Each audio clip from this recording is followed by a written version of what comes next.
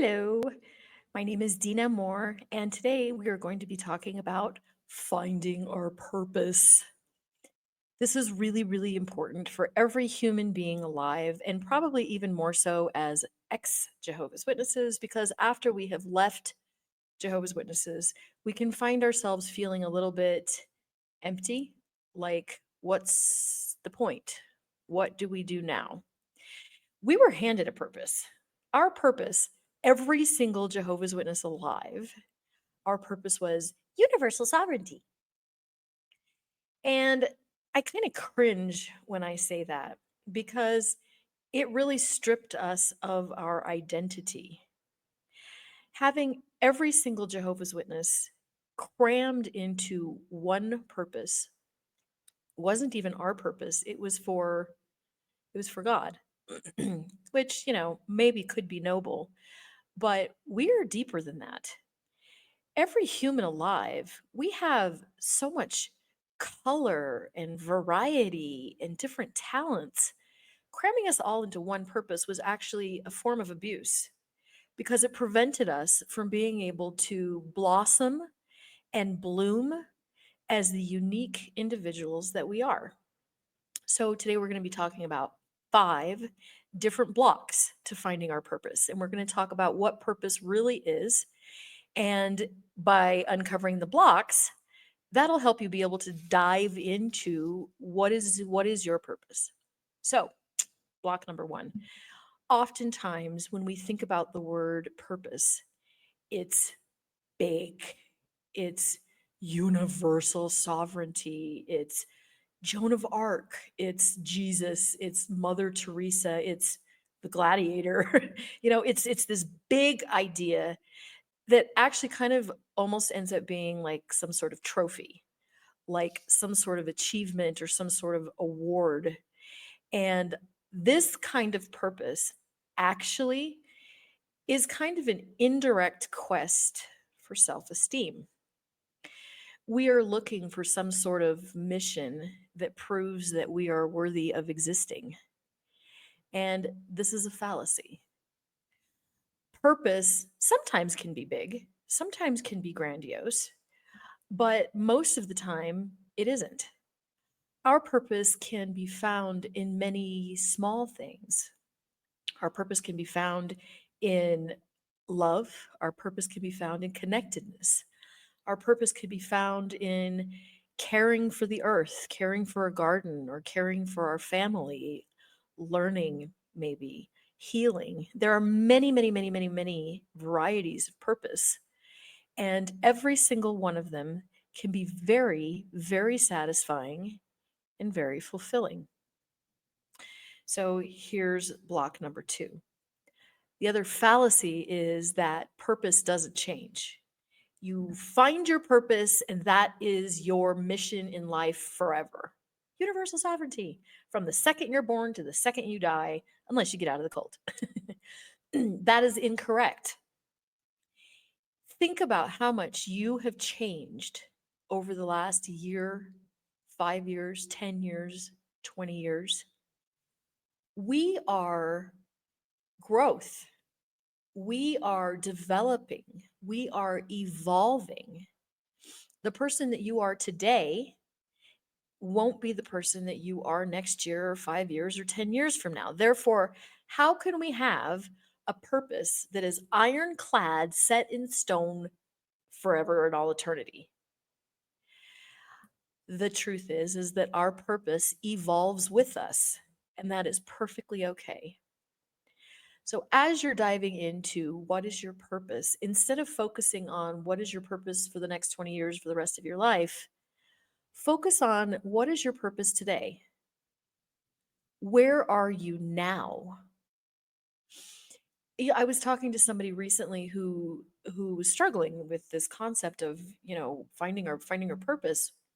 And I said, what's good for you now? What is exciting to you now? What do you want to do now? And she says, honestly, nothing. Well, maybe that is a really good purpose for right this second.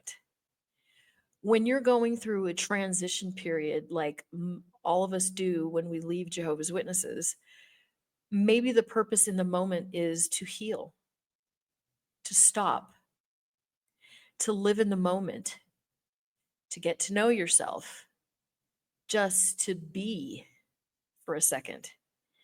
Because our career as one of Jehovah's Witnesses, we were constantly thinking about the paradise, thinking about the future, thinking about preaching, thinking about, and maybe we never really took the time for us.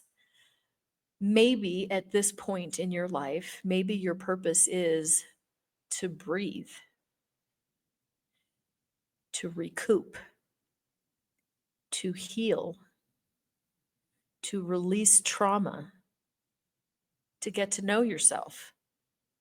That too is a purpose, and a critical one, actually. How could you fulfill any grandiose purpose if you're not healed, if you don't know yourself, if you don't live, if you're not in the moment? Number three, block number three, and this is especially applicable to us as ex-Jehovah's Witnesses, is we don't know our own values, talents, passions, desires, goals. How the heck are you supposed to find a purpose if you don't know any of those things? You don't know what you're, and we never indulge those. Any of our personal talents or desires were put on hold for the future.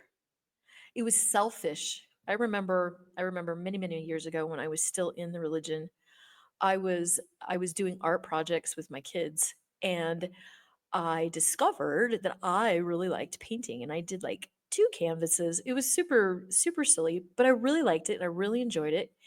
And very quickly my ex-husband was like, "That's selfish. That's selfish. You need to dedicate more time to studying with the kids, and, what about your Bible studies and blah blah blah." And I know you have similar stories. Maybe art isn't my purpose, or maybe it is. What if your hidden purpose? What if you're a musician? What if you're an artist? What if you're a writer?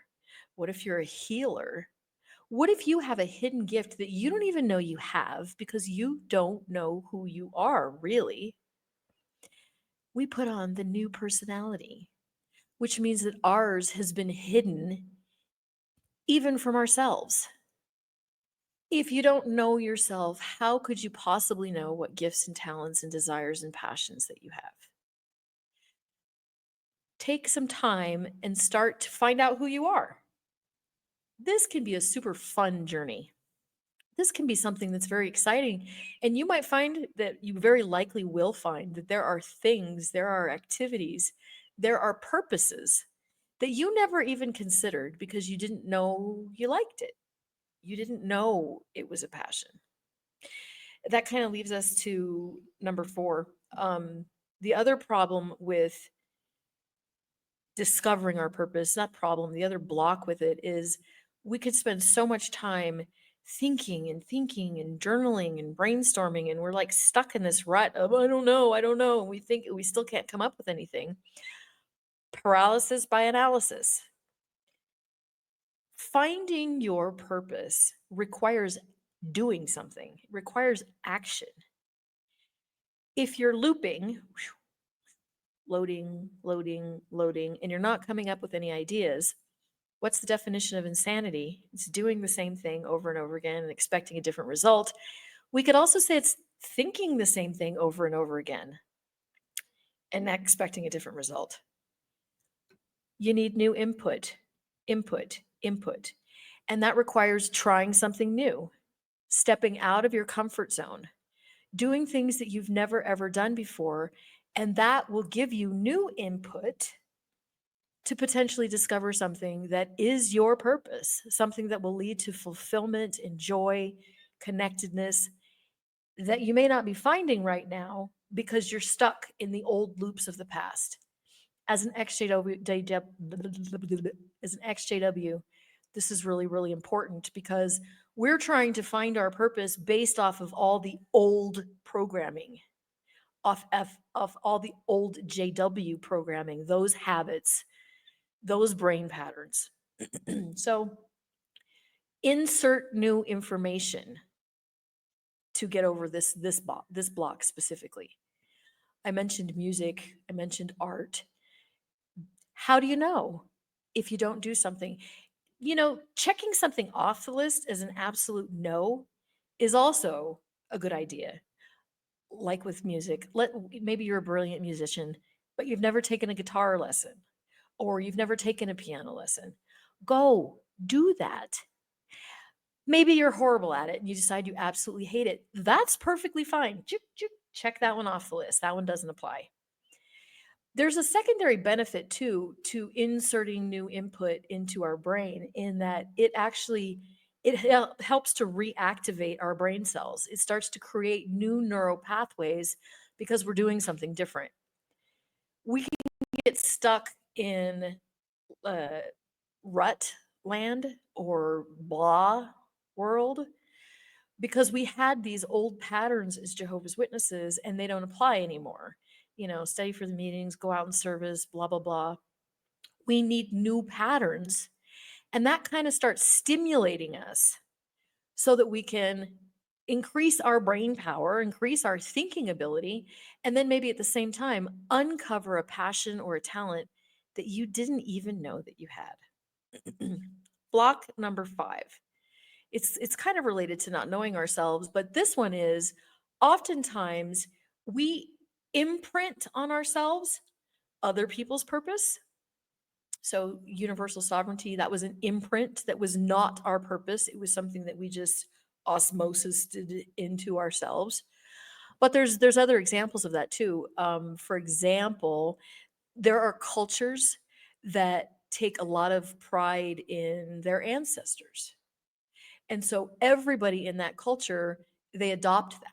Now, not necessarily that that's bad, but they didn't really stop and think about, hey, do I really want to do this? Or is this something that I truly value myself? They just kind of absorbed it because that's what their culture does, that's what their family does.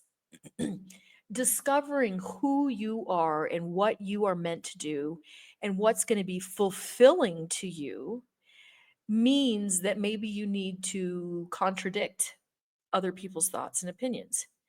Maybe it means that we step outside the box, which you already have, because obviously you're watching these ex-Jehovah's Witness videos, which means you're already stepping outside the box. And that is great. We are meant to be individuals with individual talents, with individual gifts. Even if we are talking about the same gift, like an artist, for example, if you have 10 people that are all artists and you ask all 10 people to paint a flower vase or something, all 10 of them are going to come up with a unique expression of their gift. I remember one time I went to one of those, what is it called? Sip and paint or something like that. And that's exactly what we saw. There's 15 different people in this workshop, this class, and you have this model of what you're supposed to paint and everybody's comes out different. So again, stepping into who you are might mean that you're going against the norm, and that is going to be beautiful, beautiful, beautiful for your growth. So I would like to ask you that maybe if you find this video helpful, if you'd be willing to share it maybe with some other Jehovah's Witnesses groups. But here's my last idea. Making sure that we understand that as humans, our job is to evolve. That I think is probably the most important thing. Allowing your purpose to develop as it comes and as it goes. Knowing that what you choose to have as your purpose today doesn't have to be forever. You can change it as you grow. Focusing on the now, focusing on who you want to develop yourself into. That's how you really start identifying your purpose. All right, guys. Love you. I'll talk to you soon.